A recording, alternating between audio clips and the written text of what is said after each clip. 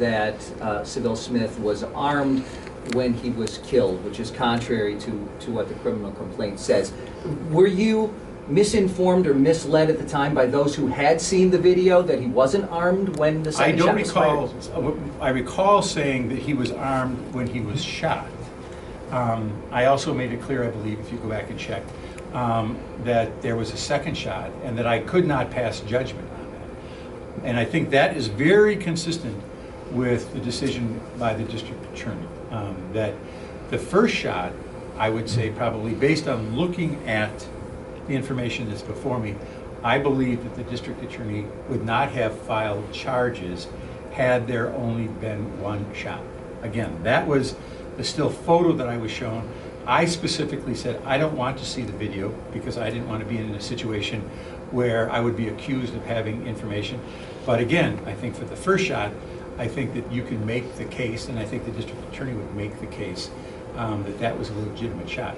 The second shot, and again, I believe I did say this publicly, I certainly said it, I don't know if it was before cameras, but I said, I don't know about the second shot. And that is the critical issue here, is the second shot. The district attorney believed that at that point, the second shot, which again was only 1.69 seconds after the first shot, that Mr. Smith was on the ground, he was not armed, and regardless of that, Mr. Heaggan-Brown made a decision to shoot the second shot. Was there a reason you were showing the photo of the first shot and not the second? That was the well, again, I never know that there was a second shot there. What I was shown, just to make it clear again, the video was taken, and I was shown a still picture that was taken at the time of the first shot. That to me, again, and it was important for me at that time to let the public know that there was a gun involved here, that Mr. Smith had a gun, and I think that that's clear, he had a gun. I don't feel that I was betrayed or misled. Perhaps I could have said, well, show me a second one. I didn't know that that was necessary at the time. I always said, though, and I still believe this, that the video should be released.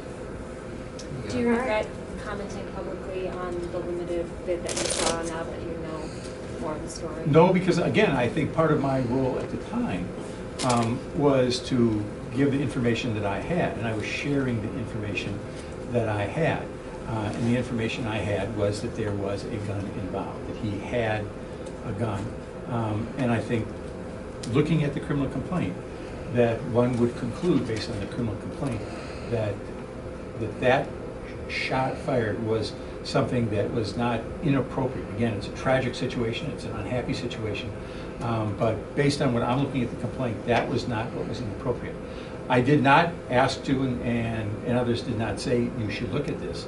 I felt it was important that I, along with others, see that when the public saw it. So Last question. What should this say to the people of Sherman Park? Well, again, I'm going to say something about the people of Sherman Park. The people of Sherman Park didn't deserve this.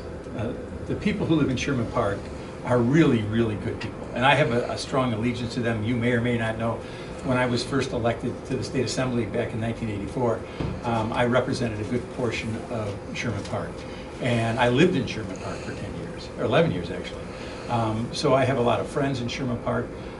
I think what happened here was the incident took place in Sherman Park. The incident could have taken place anywhere.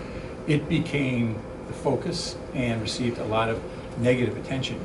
But there's a lot of really, really good people who live in Sherman Park. And I think that they've been frustrated because there's been so much attention paid to their neighborhood, a neighborhood that they care about very much. All right.